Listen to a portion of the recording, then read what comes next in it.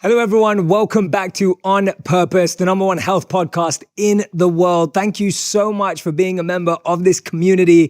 Thank you for committing to self, work, love, and life every single week. And you know, I have this commitment to all of you. You take time out of your day, whether you're walking your dog, whether you're on the way to the gym or at the gym, whether you're at the work or you're commuting back home, you commit to taking your time for being here. And I commit to you to bringing guests who can truly transform the way you live, work, and think. And today's guest is absolutely incredible. She's someone who's become a recent friend. I'm excited to get to know her more and more every time we're together.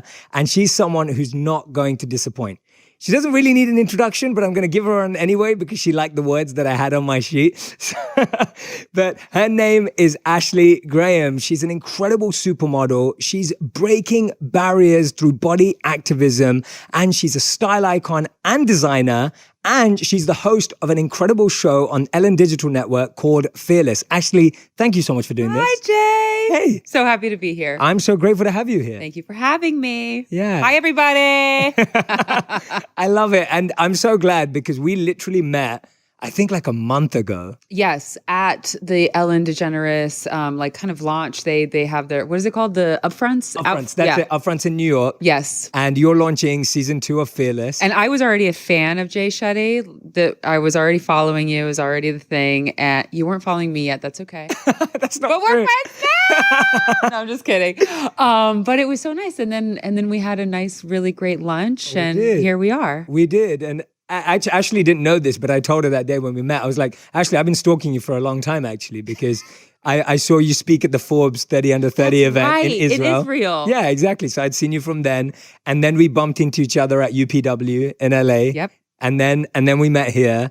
And actually, this is what really impressed me about Ashley. She was attending the Met for like the 25th time or whatever it is. Third, right? but so she was attending the 25th, Met. third. And everyone that week was telling me how busy they were with the Met and getting ready. Then Ashley's like, do you want to do lunch one day before the Met, like before a fitting? And I was just like, here's such an awesome human who has time to have lunch. And I don't mean know, that. Jay. I really think that people just want to be like, they want to get their relaxation in before the Met because it's such a crazy day and evening. Sure. But I always have time for lunch. Yeah. Always. Well, thank you. And you looked amazing at the Met. Thank you. Loved It was your so much outfit. fun. Dapper Yeah? Dan really did a great job. Yeah, it was incredible. It was amazing. Well, I loved it. Today, I'm excited to dive into your journey, your story. I can't wait for my audience to learn more about you and fall more in love with you as well. Aw. So really excited to do that. And I want to start where it all began for you and being spotted at a mall.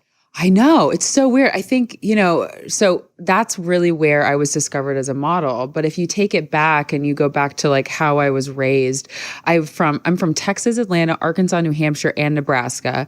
My dad was a business consultant, so we moved around a lot. And every time he got a better job is when we were moving.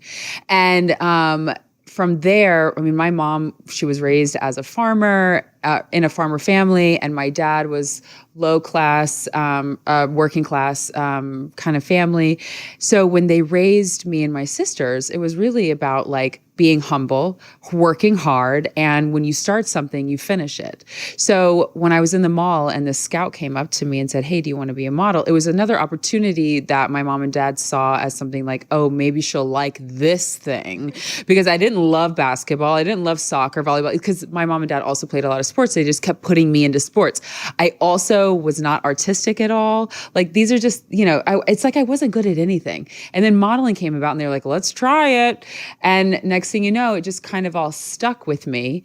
And I went through what someone might call like a modeling school, but it was kind of like this expo where they put you in front of many different agencies and you kind of have to prance around and like, I don't know, show your stuff. And an agency liked me and signed me. And it was just like all very surreal. I had no idea what modeling was. I didn't know what Vogue was. I didn't know what pretty meant. I knew like what being being the most popular in high school or middle school was, but I did not know what beautiful was until I got into this industry that dictated what beauty was.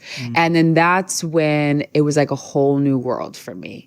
And I moved to New York at 17. I had modeled all through high school and I traveled the world, and even when I got home from Paris, a lot of the time, my mom would still be like, you have to mow the lawn, Ashley. Like, this is how I was raised. I was like very humble. She's like, I don't care how much money you just made. It doesn't matter. You still have to babysit your sister. So I was like, okay, great. Well, thanks, Mom. Everybody in Paris loved me. But it was interesting because it was like two different parallels of what beauty is. At home, my mom raised me to believe in myself and that my exterior had nothing to do with my worth.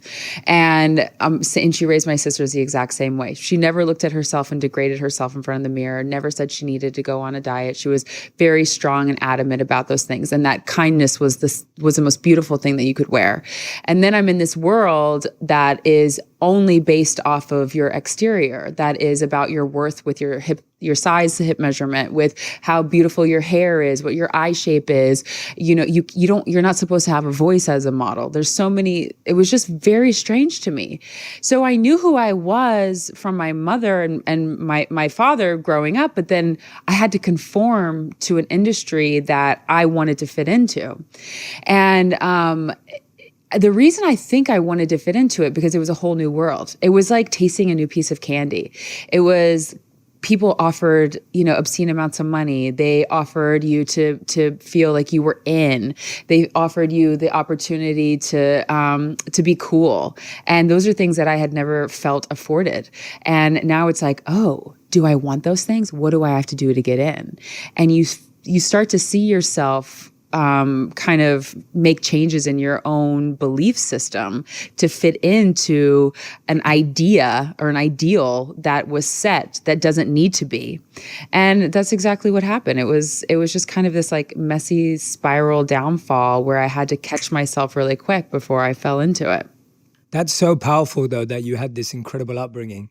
Like, Thank God I did. Yeah, like your relationship with your mother and just how she spoke to you about beauty and your family. And I think that that's so unique and rare today as well, because I know a lot of people who would actually say, because of the way I was raised, that's where a lot of my insecurities come from. I know, because as opposed to their strengths. I talk to a lot of moms and I always tell them, like, how are you speaking about yourself in front of your kids? Oh, wow. Because that's how your kid is going to actually think of themselves, because they know they're a product of you. Yes. Whether they're adopted or whether they are actually physically yours, there is no way that they're going to look at themselves any differently.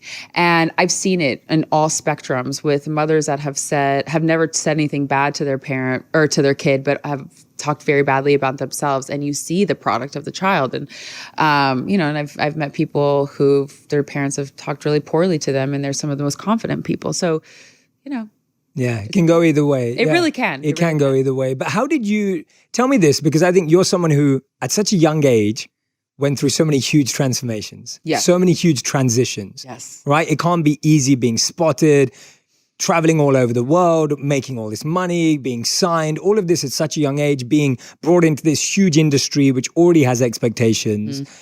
How did you start watching yourself catch yourself? Like, how were you able to notice when things were going too far? Because I think a lot of people miss that when they start working for a new company and they start fitting in, or they join a particular business school or university and they start fitting in, or whatever it may be. For you, you did it in the most extreme sense. So I'd love to know. Of course. So just being thrown into an industry that, like you said, it's the money, it's the travel, it's the experience.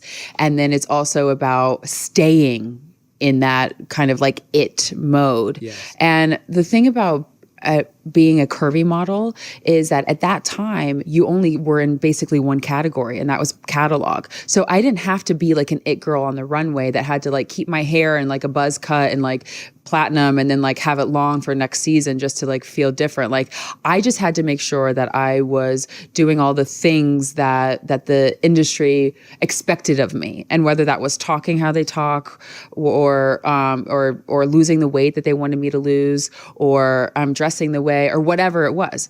But the thing is, because I was raised in a very Christian upbringing, and because I was raised with such understanding of my worth in except for I wish my mom and dad would have talked to me about sex a lot more. I really do. Because I knew who I was, thank God I could stand up for myself. But because I didn't understand sex and what it was to have worthiness over myself, that's where my downfall was, because I didn't have a great relationship with my father.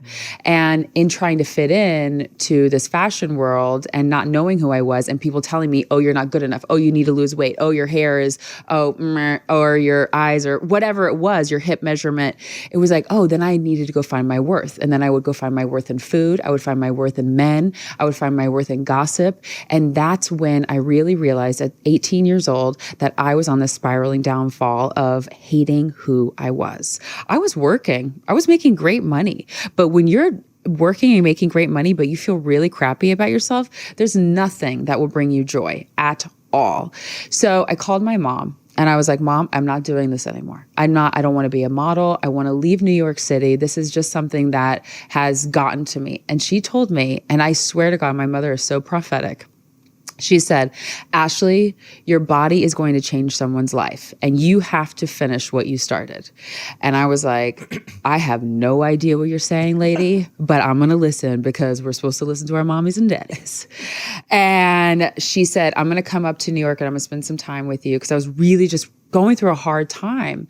And she told me, she's like, okay, you have to start going back to church. I was like, what? I don't want to go to church, Mom. But when you're raised in that atmosphere and then your mom is like, okay, this was her rule. Like I only had to go to 5 churches and one time and just to feel it out.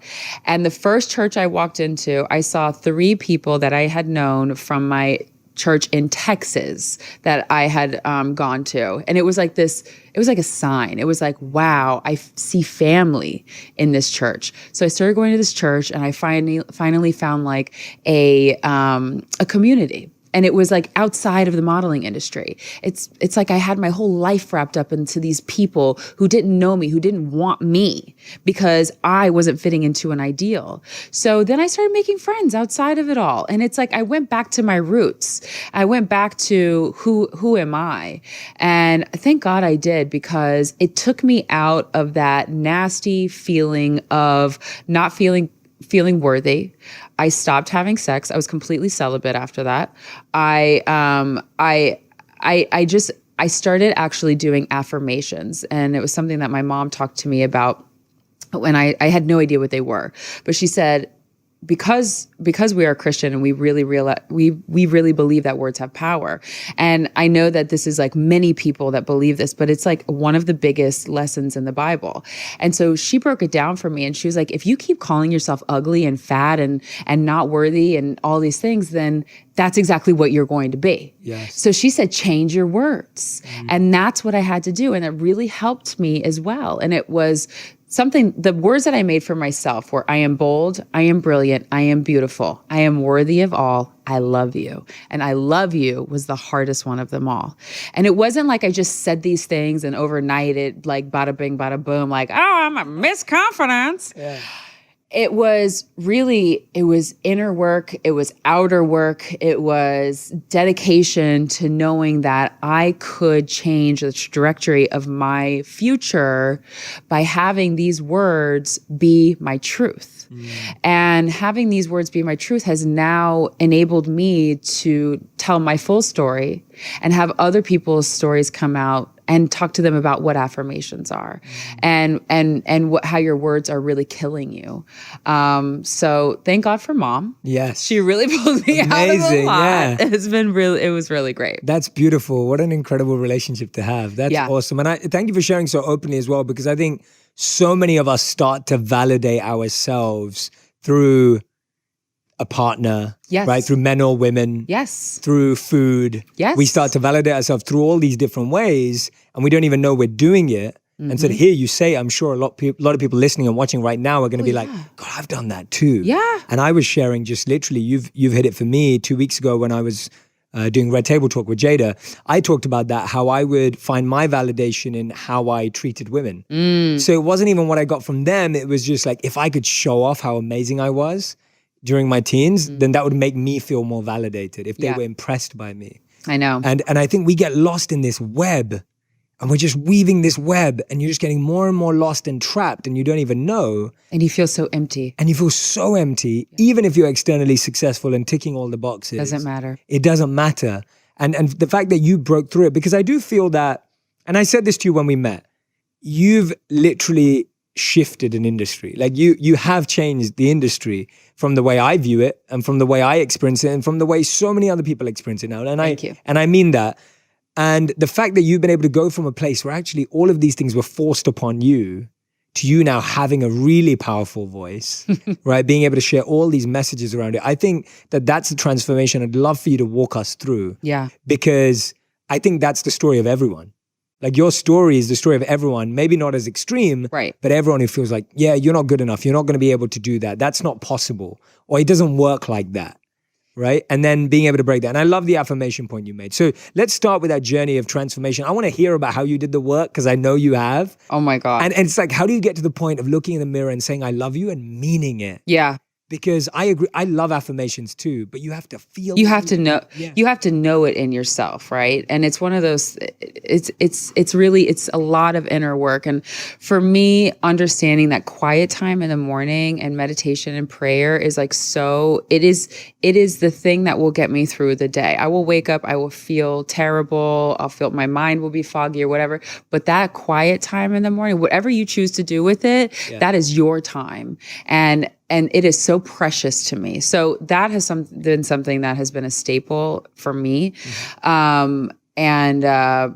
The affirmations, I mean, I say them in the car before I walked up here. I was like, I am bold, I am brilliant, I am beautiful, I am worthy, and Jay and I are going to have a great conversation. You know, it's like one of those, it's just in me now. So I don't have to recite it constantly, but everybody's affirmations are different. Just to wrap up the affirmations, but everybody's are different. And once you make yours and you say it, write it on your mirror, write it on a paper, like actually physically write it, type it out if you love to type, like whatever those things are for you so that you can embody it. And they can change over time too, which I think is very important. Yeah. So as you were saying, like that I have your words that I've changed an industry, it's hard to go back and be like, when did it all begin? Yeah, I can imagine. Because for me, I was just this like girl from Nebraska working my butt off, just trying to like, sustain a $4,000 rental in financial district. And I'm like, this is what people pay? Like, this is insane. I'm living in 800 square feet. This is not okay. This is why I moved to Brooklyn. Smart. Right. Yeah. But it was always such a heavy workload. And I always felt like I was swimming upstream. And even as my worth developed, and even as my understanding of who I was, and that my worth wasn't wrapped up in men, my worth wasn't wrapped up in food, it wasn't wrapped up in my career, I still struggled and wanted something more in my career. And I wanted to be able to make change in a different way. And I think that where a lot of it began was I was in a commercial that was banned from television because of my size, because I was in lingerie, and a girl that was a size 16. I was 16 at the time. I'm a size 14 for all of you wondering.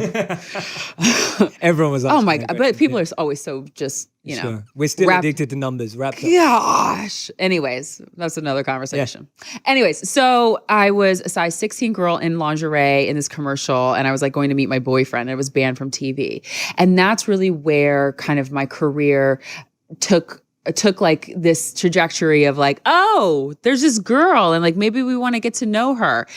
And that is when I realized, okay, I have a voice. How do I use it? Oh, social media. Okay. So I'm going to use social media to just tell my truth. I don't know what's going to happen, but it wasn't just me that wanted this change. It was so many people in the industry that were like, we aren't just plus size, we're women. Like we want to have clothes that fit us. This isn't just about skinny women being able to be dressed in cool clothes. This is about every woman being able to dress and be in cool clothes. So I really used social media as a stepping stone in order to just have a voice. But I didn't know that that was going to be my biggest stepping stone. Yes. So I remember just like posting photos of myself in swimsuits or lingerie and not retouching the cellulite out. Shocking. And getting all kinds of women just saying like, how brave of you, or how courageous that you would actually do something like that. I would never, or like, thank you for giving me the confidence to be able to do that.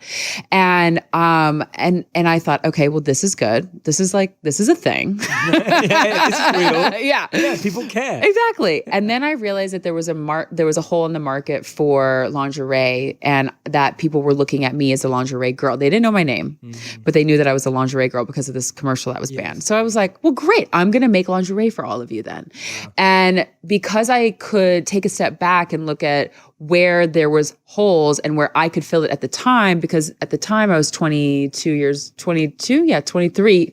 old, because I started also lingerie line because I had been in the same position on the couch when my husband left for the house in the morning, and he came back that same night, and I was like literally just still watching Real Housewives. And he's like, is this what you want with your life? Yeah. And I was like, what do you mean? He said, do you really just want to be stuck in this kind of career, in this job, and doing this same thing? And I thought, I don't want that. What can I do? And that's when I went and took a step back and made a vision board about who I want to be, what do I want? And that's when the idea of the lingerie line came around. And it's funny because people who have changed industries and people who have made such impacts in the world, I don't know that they've actually set out to do it. I think it just happens.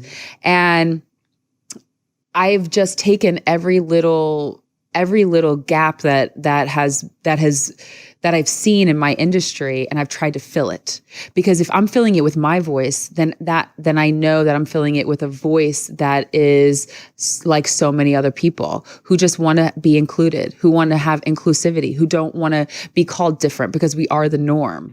And it's just a conversation that I've had to keep having, but it's incredible the strides that have happened along with it. Absolutely. For everyone who's listening and watching right now, Ashley is gracefully sharing a story, and she didn't even point this out, but it's like you literally took your commercial getting banned from being on TV and turned that into something incredible, which I love. Thank you. Because it's so easy for any of us to hit any roadblock, hit any barrier, hit a rejection, hit a no. For most of us, like if our book doesn't get picked up, or if your TV commercial gets banned, or if your movie never made it out of script, or whatever it is, or it didn't make it out of a pilot phase, a lot of us would be like, oh my God, my life's falling apart. Like I'm not going to make it, or I didn't get into the college I wanted, or I didn't get the promotion I wanted. But you went and took that same thing, and that actually led to the birth of your lingerie line. Yes. And which is just phenomenal. Like I love that. It's just an example of how any situation can be the biggest blessing in the world. Yeah. Right?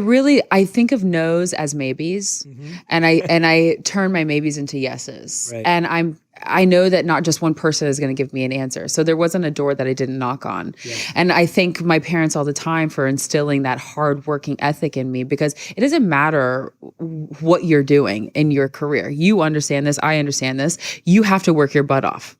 And you have to work your butt off even harder when you get to the top, because then you want to stay there. Yep. Absolutely, 100%. So you think you're working hard now? Yeah. It's true.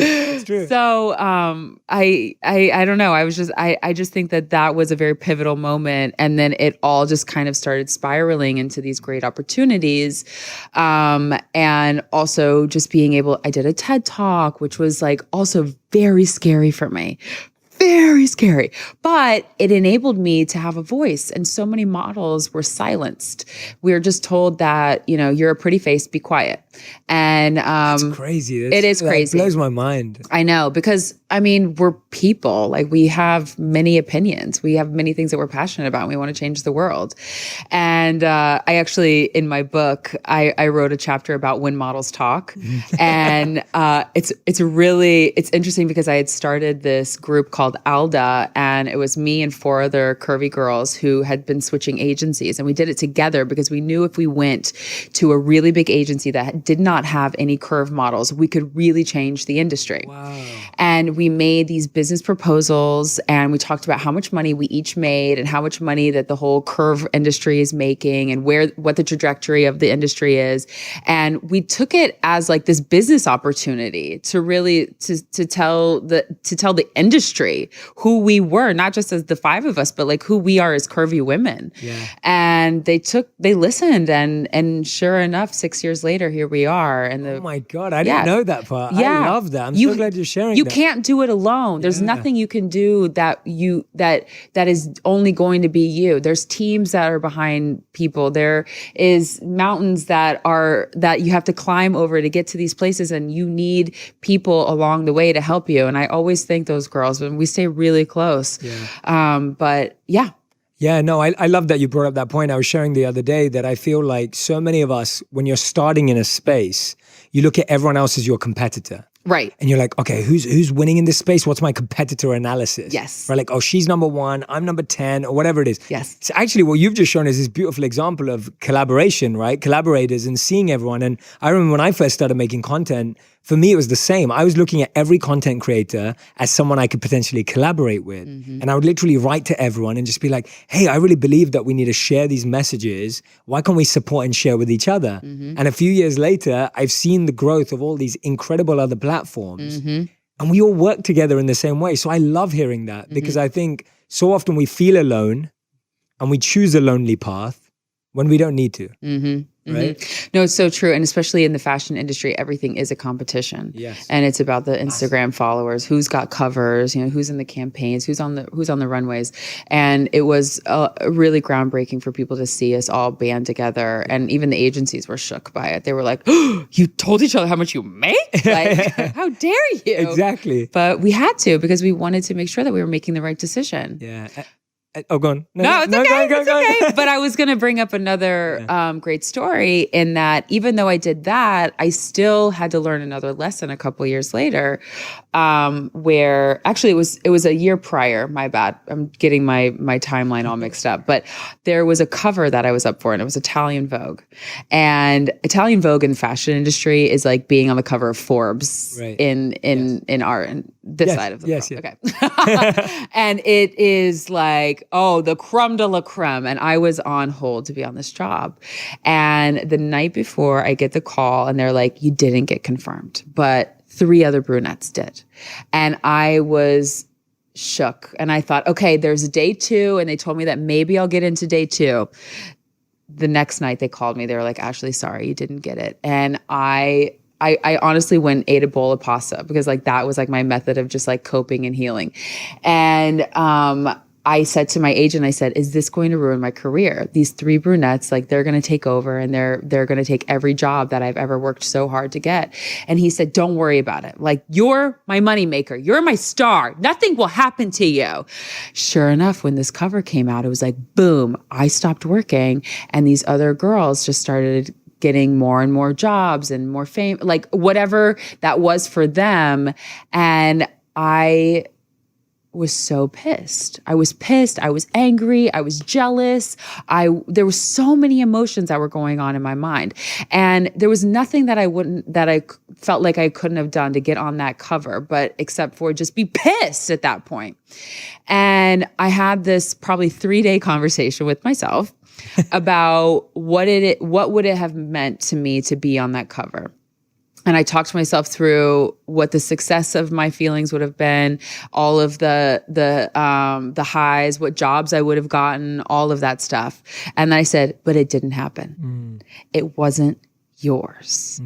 And the moment that I could say that to myself and realize that that wasn't mine, and I forgave myself for getting so angry, it was like poof, it was out of my mind, and I could just share it with other people. And it was more of like a funny thing and a life lesson in some senses. And And now I can even talk about it today because it was something that had me so shooken up. But now I didn't need that cover. I didn't need that cover to get to the next stage because God works in mysterious ways where he gives you exactly what you can have or what you can handle in that moment. And I didn't need it. And he wanted to teach me a lesson on just being comfortable in my own space and not having it all. Yes. And I was really, it took me a while to be okay with that. Totally. But now I look back and I think, God, wow, I'm so glad that I was able to handle the situation that I did. Yeah. Thank you for sharing both human aspects. Yeah. Like I'm glad that you told us about that side too. Yeah. And thank you for sharing both stories. Like the first story showing collaboration, community, coming together, but then actually showing on the flip side, of course, we all want to win. We all want to do well. Exactly. And we will go through moments of feeling extremely angry, extremely upset. And I love that you said you had a 3-day conversation with yourself. Yes. Which I think is awesome, by the way. Like, I think everyone should set more meetings with themselves on their calendar, right? Like, our calendars are full of meetings with other people. Imagine you actually had a meeting that said me. Me? I know. Right? Like, oh, I should do that. yeah. We need everyone to have a calendar on that. You know, a calendar moment that says me, a meeting with myself. It's the most important meeting of the day. Yeah. And I just think that it's so awesome that you shared both sides with us because I do think it's human. about balance. Absolutely. And it's human to want to win and to succeed and to be ambitious. How were you able from that point on then to proof it's all disappeared? You're not feeling that envy and that pain anymore, but to pave a new path for yourself and to notice, as you said in your words, God's plan of paving a new path and a new lesson for yourself. How were you then able to open up to that opportunity? Well, I think then I just had tunnel vision and that I didn't have competition. It was just everything was about what am I doing and what do I want to see? And it's been really great to be able to work with people. My team is incredible, and be able to come to them and say, okay, this is what I see that needs to happen in my career, but this is also what I see that needs to happen in the fashion industry. And how can we fill the void and how can we fix things and change things? And it's been really great to be able to work with designers like Prabal Gurran and Christian Siriano and Michael Kors and just be able to have natural conversations about like what's really happening in the industry, but then also to have the confidence in myself to be able to do those things. And I think now is the time people want that change, and the body positive, the body inclusivity conversation has just blown up. Yes. And now more than ever, we're seeing women and men, honestly, which has been really cool, of all shapes, sizes, ages, colors. Name the gamut. It's like inclusivity is like really where it's at. Yes. But staying true to who you are is easy when you know who you are. And I think that I'm 31 and through my 20s, I had to really get to know myself. And I had a lot of like what felt like maybe carpal tunnel because I was just writing a lot about journaling, about who I wanted to be, what my goals were and all these different things. And when I look back at those journals, I laugh because I feel like I was so immature. Like I really like wanted such little things. Oh, so bad. Yeah. Like I really like I look and I think, wow, I was so close-minded, but I'm so glad that I have that proof to myself how much I've grown. And it's nice to look at the fashion industry and say like, wow, things are really moving, and then be able to look back at the journals and be like, wow, it's just incredible to see like the maturity of like everything all at once. I think that just really knowing who you are and getting to know yourself is really key in whatever industry that you're in and whatever mountain you're trying to move. Yeah, absolutely. So well said. So well said. And I think one of the things that you're really raising that's important to me here is this principle of we think we have the grandest and biggest plans for ourselves. And then the universe, God, whatever you want to call it, comes and gives you something way bigger. Way bigger. And you just had to stay on that path. And every delay really has a blessing. Yep. But you've just got to be able to wait and be patient and consistently keep pushing and working. And I think so many people just get off the path before you're actually revealed that, hey, wait a minute, like your ideas were good, but they were much smaller and there's better things in store. You have to believe in yourself. Yeah, you have to believe it. No, I love that. And you're so right. If you don't know who you are, you can't keep hold of that. And you've had your fair share of the negative comments too. Like when you posted your when you started to post more transparent, authentic images of yourself. And I love how you have this thing called teachable moment for your haters. And I want you to tell our audience about it, because I think so many of us, like, you don't have to be a supermodel or an influencer or a creator to be worried about trolls and negative comments. Everyone gets them. Yeah. Whether you get 1 or you get 1,000 or you get 100,000, we all get them. So tell us about this teachable moments. I love it. So for me, I think the natural human reaction would be like just to have anger back, and what good would that do? It's not going to do anything for me or for the person receiving it. So I always like to think of it as like you said, like you quoted me already, a teachable moment, because not everybody understands where you're coming from. Not everybody understands why you're posting a photo that you are or whatever. So if somebody wants to write something very ignorant like "stop making fat look cool, you're going to kill somebody," then I can write a message back saying that, well, first of all, fat is necessary for a body, like in order to live. And thirdly, I'm not making fat also can be cool. And if you want to call me fat, great. I'm not offended by that word. And just having this like conversation and like break down what that person actually said, because a lot of times that person behind the keyboard is already so broken. We know this. Yeah. But I also like to have these teachable moments like that for the younger generation that's watching, because I want them to know you can stand up for yourself and you can do it in a polite way. Yes. You don't have to say, something negative and ugly back. You can say, "Oh, thank you so much for, identifying the fact that my cellulite is out today. Thank you so much." And it's just like, who cares? Yeah. But that's also, in this generation of Instagram, I'm so glad I wasn't raised in so young in that world, because there's so much wrapped up in a double tap. There's so much wrapped up in a comment. There's so much wrapped up in the followers. And I don't care how many likes I get. Like, that to me doesn't ever bother me. I just always want to make sure that I'm replying to some of my DMs and my comments to make people know that, like, hey, I see you. Yes. Like, that's all that matters. And if they see that I've, quote, clapped back in a teachable way, then so be it, because I think that that's how we should be clapping back. Yeah, absolutely. And I think you do that in an awesome way. Tell me how. Wait, what are negative comments that you get?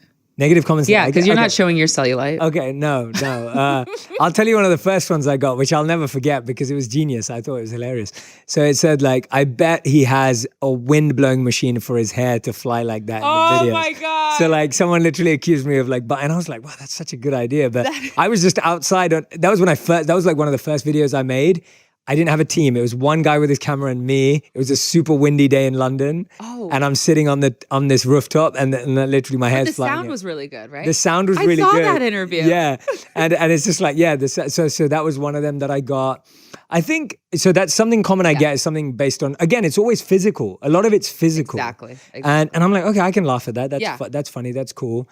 And then often I'll get things like, oh, well, it's easy to say. And then again, that's a teachable moment too. And I'm like, yes, I know it's easy to say. I get it that you're really going through it. But this is at least opening the conversation. Like, how much can I share with you in a 3 to 4 minute video? Exactly. I'm trying my best here. And that's why this podcast, conversations like this, are beautiful opportunities where we're really diving into so many of these themes in depth. Yes. With someone like yourself who's going through it in an extreme way. Yes. And so for me, the 3 to 4 minute videos have been windows for people to come into a bigger, deeper conversation.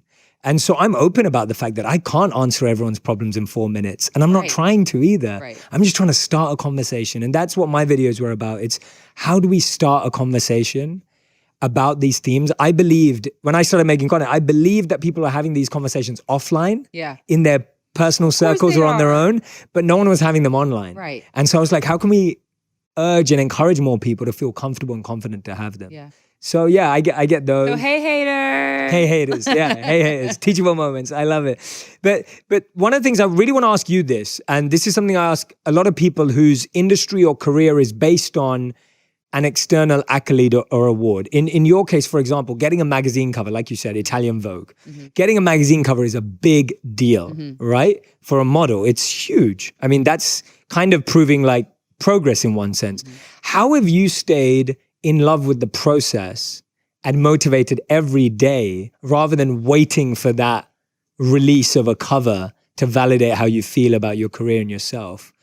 Because I think everyone today has this, balance between like process and result. Mm-hmm. And I'm asking that to a lot of people at the moment. I just think yours would be an incredible answer to have because your career is based around an external validation in one sense. Mm-hmm, mm-hmm. So the question is about like, how do I, oh wait, what were you going to say? Yeah, no, I can explain it but you can repeat it. No, but it's about like the process of getting to that cover and like, then getting it or not. When I meet you, and of course, I'm meeting you at a time when you have made shifts, you are very successful, etc. But still, I see you as someone who's happy. Mm-hmm. I see you as someone who's content. I see you as someone who's excited and bubbly. And, I see all these good qualities in you.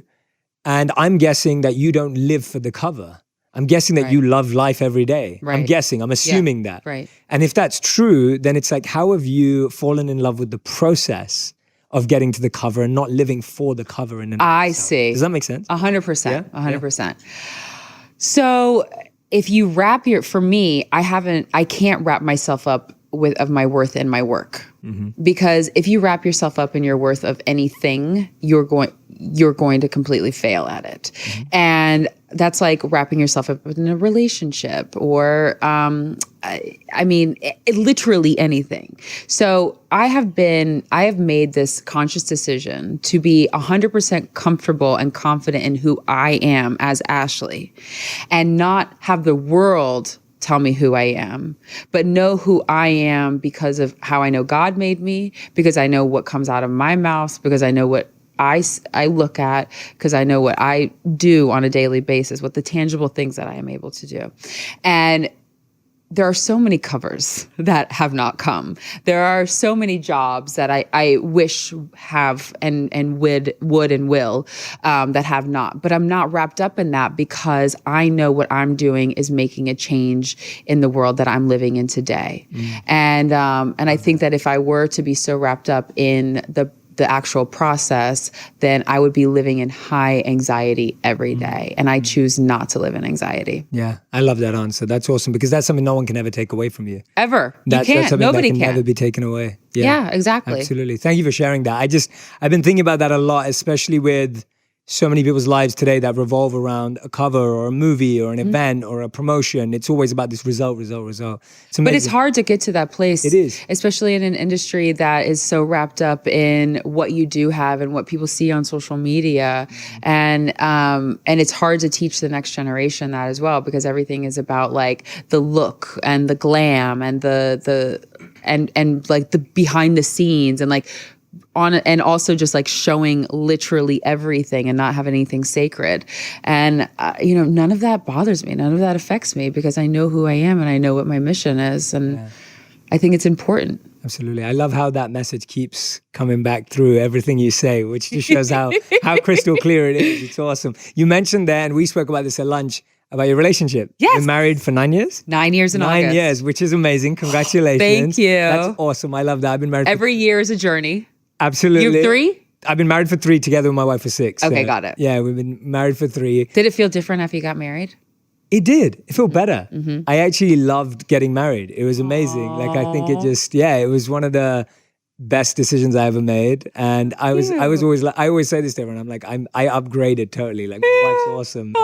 And that's a good feeling too. Like, you did better than you could have. She's beautiful. I can't wait to meet her. She's awesome. She's just great energy. She's lovely to be around, and she's just a wonderful soul. So, and I can't wait to meet your husband too. Yeah, we'll do double date. But I was going to ask this because my audience loves relationship advice, loves learning about love, loves learning about understanding yourself in a relationship with another partner. Yeah. I'd love to hear some of the most incredible lessons you've learned in your 9 years of marriage. Yes. From your partner and from that partnership.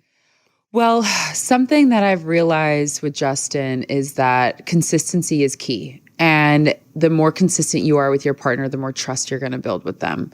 And I think that also putting them first, because when you're in a relationship, it's not about you anymore. It's about that other person. And that's something that, I got married at 22 and I had to learn that lesson because at 22, you're kind of selfish. Yep. And Justin is so patient. Oh my, I never knew patience until I met Justin. Wow. Like it is he is the definition of patience. That's awesome. So I really had to understand what it was to put Justin before myself, and I think that the more I put him in front of me, the more love, and vice versa, the more that he puts me in front of him, our love has really grown, and then we've just been consistent with that. Wow, consistency. It's Yeah, a which is big so thing. underrated. It's so but the reason I even like started to fall in love with Justin is because he was consistent. He was the only guy that I had ever dated that was actually consistent with putting what he said into action, and his actions and his words, and how he was consistently calling me and dating me and relating to me. Like, he is such a consistent man that's really truly what I fell in love with. What a beautiful quality to look out for. And that's for anyone who's listening or watching right now, you'll never find that in a clickbait article. Just so you know that, like, consistency, it's such a great value to look for. And we all know that you'll only be happy in life if what you think, say, and do are aligned. Yep. And you'll only feel peace. And similarly with your partner, if you're with someone who thinks, says, and does, and that's aligned for them too. That's brilliant. That's such a great, unique. I've never heard that. I've never heard anyone say that. Yeah, that's awesome. No, I just think that we struggle today to think about what we want in someone. Again, like what you said, if you don't know who you are, similarly, what we want is based on the movies we watch. What we want is based on the music videos. What we want is based on what our parents had or didn't have. Right. So many of our Filling that beliefs around relationships Totally. are filling that void. I wrote down a list of things that I wanted in a man. And I was like, and it was like my top 10. I wrote it down. I folded it up, put it in a box, and then like poof, a year later I got it. No way. It's so weird. Write it down. It's a real thing. Okay. But I didn't write down consistency. He just came with that. Oh, okay. Oh, wow. That was just a bonus. And then did you take this to all your dates? And were you like under the table? Like, Can you imagine? like, no, thank God. My mom, when she was dating, she definitely had this guy share his list with her. And he had a list. He had a list. The woman he was looking He had a list, and he crossed out long hair and put loyal instead. Oh. That's awesome. I love how they're in the same category. Oh, it's like long hair and loyal. That is brilliant. I picked out 2 of the most asked questions about relationships this year on the internet from Google. So I want to ask them to you. All right. So they are, the first one is, what does a healthy relationship look like? That's one of the most Googled things about relationships. That's so funny. Was healthy really? Just your opinion. I think it's a good question, because I think a lot of people want to be in healthy relationships, and for me, I think that when you and your partner are making each other better, you know that song, "You Make Me Better." Yeah. Like, that's real, because if you're making Fabulous, Neo. There we go. Hey, Let's put early the background. 2000s. We're the same age, so yeah. But I think that when you're making each other better, and you can put each other first, and then at the end of it, you can both adore each other, like, that to me is a perfect relationship, because you've, in a sense, got it all. Yeah, I love that. Great answer. And we'll play that song some more as well. Yes, you make me better. Yeah. And you got to grind a little bit, like, grind on your partner. Oh, Wait, I'm just thinking of Fabulous and Neo grinding each other. No. I mean, you never know. Maybe, yeah. Sorry, Fabulous and Neo. I don't know either of you, but not putting that on you. The second most Googled question was, how can you build trust in a relationship? Consistency. Okay, yeah. Oh my gosh. I mean, I think trust in a relationship is something that that is built over time, but that, you know, you talked about how, like, your actions, your words, and what was the other thing? Your thoughts all have to line up. But what I've always understood is that if your actions will always speak louder than your words. And you can say that you want to do something and not actually do it. So if you're doing what you're saying and you're saying consistent with that, then you're definitely going to build trust. 100%. Like, that's it. Like, my husband and I trust each other so incredibly that it's like, sometimes we don't see each other for a couple weeks, and it's, you know, we do a quick check-in text message every day, because that's a rule of ours. But that's it. Like, because we just trust each other. Yes, absolutely. Yeah, love is a verb, not a noun. Yes, right? that's You very have true. to show it, and that's why I think so many people get lost, because you can have an abusive relationship where someone says, "I love you," because we think love is a noun. Been there, done that. You hear love, but you don't feel it, and then you can be in a relationship that's, you know, ownership. Like, it's not a partnership, it's ownership. Like, someone feels like they own you, but they say, "I love you." And again, but when you realize that love is a verb, you can then very quickly judge whether someone actually loves you or not. And love is a verb, y'all. yes, love is a verb, not a noun. It's so easy to get lost in just hearing the right stuff. And if we've never heard it before, it sounds intoxicating, right? It's amazing. It's such a wonderful feeling to hear that you're loved, even if you're not feeling it. And I love that way that you're talking about how actions are louder than words ultimately as well. That's the same point being made there. I love that. And then the third question I had about that was, what's the best relationship advice you've ever received and who was it from? I know you probably say your mom. So no, it's not this time. Okay. No, I mean, sadly, my mom and dad's relationship only lasted 26 years. And I think she learned a lot. Wow. I learned a lot from her divorce as well. But my grandmother actually told me when I got married, she goes, Ashley, choose your battles. Not everything has to be a fight, and not everything should be a fight. So if you feel that this is a disagreement, don't make it into a battle. Just handle it right then and there. Yeah. And that's what I choose to do now. Justin and I don't even fight. It's like, and if we do, we're just like, this is what I think. No, this is what I think. Well, are we going to choose to disagree, or are we going to actually get down to the nitty gritty of it? Okay, great, done. And we don't go to bed mad at each other. Yes. Have you ever gone to bed mad at your wife? No. That's one of our rules too. Yes, it is like the biggest mistake of your life if you do, because you sleep terribly. You wake up in the morning, you're just like pissed off at everything. And then you have to, it takes all day to fix it because you've slept on it all night. Don't go to bed mad at each other, people. Yeah, no, it's great advice. It really and I love that you said this. Rules. Like you said, one of our rules is when we're away from each other, we message each other. Yeah, we have a few rules. I'd love to hear them. Yes. Yeah, please share. There's that. We have to check in at least once a day. Yes. We don't go longer than 2 weeks without seeing each other. Amazing. Because that's like, for us, it's like the breaking point. Yep. And we always respect each other, even in a fight. If there's a fight that breaks out, it doesn't matter. We have to respect each other. I love that. Yeah. Don't feel like you have to hurry up. It's fine. No. I'm just watching the time. I need to be careful. You're like, yeah. But no, I think that's an awesome answer. I love rules. I think rules are really, really important. And people feel rules ruin spontaneity, but actually it doesn't. No, it doesn't. Yeah, you can stop spontaneous sex. Yeah. We're not talking about that. Like, just make rules and regulations within like the time that you spend together or how you treat each other. How you communicate, how often you communicate. Exactly. Just set standards, right? Setting standards so that no one's let down. And I think a lot of us, we think that spontaneity and dynamism is lost with rules, but actually rules just enhance that. It gives you more opportunity to have those.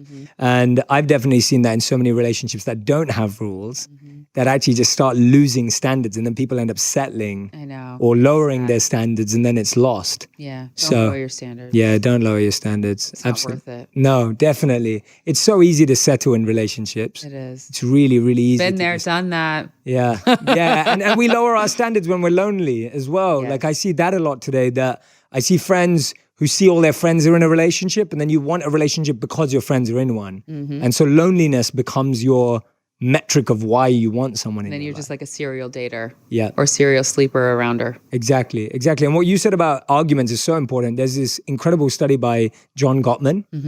And John Gottman and his wife, I don't know how long they've been married, but they're very, very, very old. And I literally got to see them at a conference we were speaking at, and I fangirled over them because I love their research. And they're both so adorable together. But their research from the Gottman Institute talks about how the number one skill that keeps relationships together is not date nights, it's not cruises, it's not holidays, it's knowing how to fight. Oh, wow. Like that's the number one skill that keeps a relationship together long term. So what you just said there, it's like knowing how to fight. And I know we talk a lot about the love languages, but something I've been playing around with a lot recently is the 5 fight languages. Like what are they? What are the 5 fight languages? So we all fight differently. Like, so there are some of us in a fight situation who go quiet, and we just need to retreat, and we need to hide away, and we need to process our thoughts. Then there's another language where it's like, I need to talk this out right now. Like, this is it. Like, we need to have this conversation. Which one are you out of those two so far? Or you're not? I'm like both. Okay, which you're is both. really Fine. depending okay, on what both. it is. And then a third fight language is the language of I need to consult someone. Oh, so people are like, I don't like to bring other people into my drama. Neither do I. No. But you hear it often where people are like, oh, I need to talk to this, or I need to talk to that. Another fight language is the language of instant blame. Like you just start blaming that person straight away. Like you don't want to take any responsibility for it. And of course Sounds very juvenile. Yes, very. But it happens. I know. I'm sure you've experienced it or seen it. Look, around. I've done it. I'm Yeah, not going to sit here and exactly. lie to you. Yeah. But like, geez. Yeah. Hearing you say it, that's like an actual trait, I'm like, I don't do that. Yeah. We wish we didn't. This is why I tell people whenever you have an emotion, voice note it Right. and play it back to yourself. Isn't that and you good? realize how silly it sounds. If you're Right. complaining about your partner or an argument or anything, voice note, record it and play it back to yourself. Interesting. And you'll hear your voice and then it'll sound like someone else is saying it to you and you'll be like, oh. Because what we do is we take our emotions really seriously. Right. But when a friend's saying something, we're like, oh, come on, get over it. Right. And so when you hear your voice as if it's a friend sharing it with you, Uh-huh. you can kind of go. The other thing that I just, Brene Brown was talking about is like, what's the story you're telling in your head? And when you can say the story that you're telling in your head to your partner and vice versa, the stories never line up. Yes. So I was like, oh, I'm going to bring that into my relationship. Yeah. I just love that idea. Yeah, exactly. Yeah. Because so many people, they think so differently. Totally. And that's totally fine too. I think we're always told, find someone who thinks like you, find someone alike. Well, good luck. Yeah, exactly. How hard is that? Good luck gonna be? finding someone with the same love language too. Yeah, exactly. And you don't need to either. That's the problem, right? So, You don't. yeah, it's crazy. Okay, we've got time for a couple more questions. I wanted to talk about your partnership with Ellen. Yes. Because I'm about to embark on that journey. So need all your wisdom. Are you shooting soon? And experience. Yeah. Okay, soon. great. Yeah, So yeah. So exciting. very excited about it. But you've got season 2 of Fearless. Yes. Coming out. When's it coming out? Is that already? So we start shooting Fearless really soon. And it's just been so incredible because I've been able to go to meet people from even cities that I'm from and just open up a whole new door that they never thought could ever be even cracked. And it's like we're giving opportunities to people who have felt like the underdogs, who have felt not even worthy to walk into their greatness or into the ability that they've dreamt of. And being able to work with Ellen and her team has been this like incredibly eye-opening experience that I've absolutely loved. And just seeing people's lives change right before your eyes is also just, You've got people in tears. Like, it's literally There's no like words. every It's episode. it's like, yeah, it's a sound. It's like, So it's been absolutely amazing. Yeah. Yeah, I've had so much fun. You're going to have great Yeah, it's been beautiful to watch too. I feel like the emotion that's captured in season 1 is just unbelievable. Yeah. Like you're seeing people literally like break down, having fall to their knees or just fall in people's arms. And Ricky, who transitioned, that was this like incredible moment. He had never met a trans person before in his life. And then there's Laverne Cox. And here we are, giving him money for his operations. And it's just like, boom, boom, boom. It's heartbreaking to see that these opportunities had never been afforded to him, but it's also just so incredible to see that we were able to give him the space to be himself. Yeah. So, and everybody's story is just so different. That was the one that I kept hearing come back though. Yeah. So I'm excited to shoot season 2. That's amazing. I want to go towards the end of our interview now, but I wanted to ask you a question about, you've seen and created so many shifts in the beauty industry. Mm-hmm. Which ones are you really happy about that have changed? And which ones are you still trying to change? Well, what I really want to see change is that we don't have to have this conversation anymore, that everything is the norm, that inclusivity, diversity is the norm. And I think that things are shifting in that direction. But, I've been doing this for 20 years and I've never seen something rapidly happen this quickly. And it feels like this wild success within the fashion industry, which I'm so excited for everybody that's been a part of the process. So I think that we need to see more curves on the runway. I think that designers, once they start understanding that not every model or person or a customer is not going to fit into this ideal size or ideal beauty or whatever, then more designers are going to be like, oh, okay, well, I don't have to just keep putting the same type of person on the runway. Yeah. I don't have to just keep putting the same type of person in a campaign. So I think that that's what I'm most excited to see is like, hopefully in the next 5 years, we see even more of a change. And, you've seen the industry change. There's a model, her name is Paloma Essler, and she's been doing incredible editorials that women that look like us, that have our bodies, have never been afforded before. And there's so many designers like the ones that I had said before, Christian, Prabal, Michael, that are just giving so many opportunities for curvy women to be able to dress themselves in cool, comfortable clothes. And so yes, there's a long way to go, but we have come so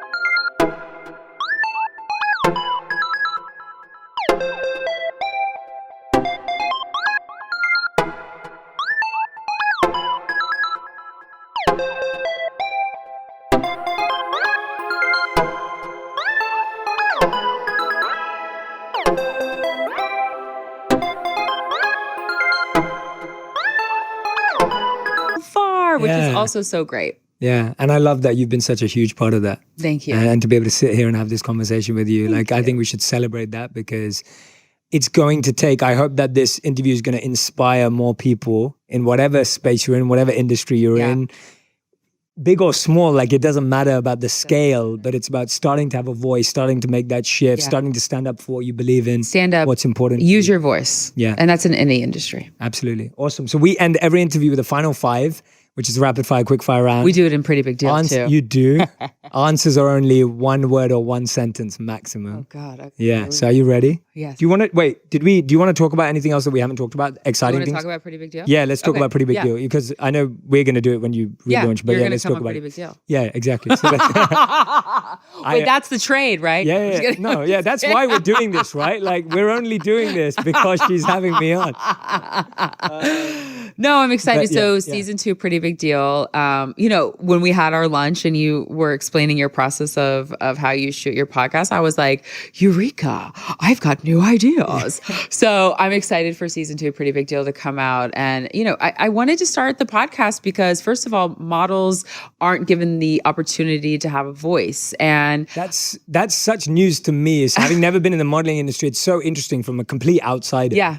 Like, to hear that and be like, what? How can we ever not give someone a voice? But I get it. Yeah. I get it. We're just supposed to be clothes hangers and just be there and be pretty. God. Wow. So, and I've always wanted my own TV show, and I've always, felt like, I'm a personality. Like, what can I do? But, it's not like people are just handing out TV shows. So I was like, you know what I'm going to do? I'm just going to go make my own podcast, because this is the generation, like our generation isn't going home and watching TV anymore. We're we're on the go, and we're very busy. So we're listening to podcasts, we're watching YouTube, and it's something that I was like, that's my audience. I'm going to go with them, and I'm going to talk to them about issues that I've felt very passionate about, talk to them with people that have changed my life, who have been inspirational in my career and in my just my growing up. And I've felt really great about being able to just share all those different stories with my audience. Yeah, that's awesome. Who were some of your favorites from season 1? I know it's hard to say, but no. Yeah. I loved every interview. Duh. But I love talking to Noor Tagore, who is one of my friends that is Muslim, and she wears a hijab. And we really got to talk about Christianity and being a Muslim, and like not parallels, but like how we came from completely different opposite sides of the spectrum, but like that we can have these natural conversations and talk about things that matter to us, and be able to share so open and honestly. And I think it resonated with a lot of people, that conversation. I love talking to Lily Sang and Lindsey Vonn and Amy Schumer. I mean, like, just to name a few. Yeah. Amazing. And they're such awesome, and they're all, that's the beautiful thing that I love, that everyone you've interviewed are doing such awesome, purposeful work. Yes. Like, everyone on the podcast at Pretty Big Deal is doing something meaningful in their industry and trying to create shifts and ripples, which is incredible. And that to me is most important. And I always love to celebrate other women. Yeah. And I love the name too. Thank you. Justin came up with the name. Oh. Yeah, he said, well, you've always been called pretty for a big girl, and you're my pretty big deal. So why don't you just say pretty big deal? I love it. It's such a great name. There you go. On top of being consistent and everything else. I know. He's coming up with names. Sounds like the dream man. Yeah, he really does. He really does. I can't wait to meet him. But no, awesome. Thank you so much. Thank you for being here. We're going to go to the final five. Okay. Here we go. Question one. What is something people would be surprised to find out that you do every day? Every day? Oh, gosh. I don't know. Every day? Or anything. Okay. Yeah. Something that I love to do is aerial yoga. Like you hang with the rope. Yeah, with the I didn't know that. Oh. Yeah, I love it. Oh, wow. Okay. Love it. When did you start doing that? Oh, probably a couple of years ago. Oh, cool. Yeah. I've never tried it. It like releases your back. It opens your sciatic. It's like, it's really strengthening for your upper body. It looks really hard to do. It's so hard, but it's so much fun. Yeah. For a second, I was like, are you going to say, no, it's so easy? And I was no, like, it's not easy. It looks really hard. Please. That's why I've avoided it. Climbing up the ropes. Awesome. Second question. What's the first thing you do when you wake up? Definitely press the snooze button. I like interesting. No shame in my game. I don't care. But I love to wake up early because I'm all about having those moments to myself. So yeah, I'll press snooze. Fine. Maybe twice, but that's okay because that's something that I just know about. 4 a.m. right? 4 a.m. Question number 3: if I stole your phone, whose phone number would I want to steal the most? Oh, well, do you have Ellen DeGeneres' number? I do. Oh, you do? I love it. I do. God. Oh, God. I don't know. Who knows? I think my contacts are pretty boring. Probably Justin. Yeah. You know what? We'll do it. Yeah, I like Justin. Okay, number 4. What do you consider your greatest accomplishment? Oh, man. I always am so humbled when people come up to me and say, you gave me the opportunity to tell my story, to speak my truth, to get into a swimming suit for the first time. It was just those stories that they say because I told my story. I'm like, are you serious? It still shocks me to my core that's something that has changed someone else's life. And to me, greatest accomplishment. It doesn't matter what covers, doesn't matter what anything else, no awards, nothing. It is those people. I love it. And 5th and final question, what's your favorite prayer, meditation, mantra that you repeat every day to yourself? So I don't do mantras I have my affirmations, but for me, what I do is I have music, worship music. Oh, wonderful. And I sing a lot of old gospel songs, or I love Fred Hammond, and I'll sing out loud to myself, with myself, and I'll praise God all morning. And it makes me just so happy. Yeah. So that's something that I like to do. That's awesome. Thank you, Ashley. Thanks, How Jay. amazing was that? Everyone who's been listening or watching, I feel that Ashley shared so many incredible insights today. Make sure that you screenshot them, type them in, share them on Instagram, Twitter, Facebook, YouTube. Tag both of us because we'd love to see what you've learned and gained and grown from in this episode. There were countless messages that I was taking mental notes of. And I really, really hope that you find them as well. Make sure you go and follow Ashley across social media. It's Ashley Graham on absolutely every platform that you can possibly find. That's right. Make sure you look out for Fearless and season 2 of Pretty Big Deal as well. And Ashley, again, thank you so much for doing this. I'm so happy and grateful and excited for my audience to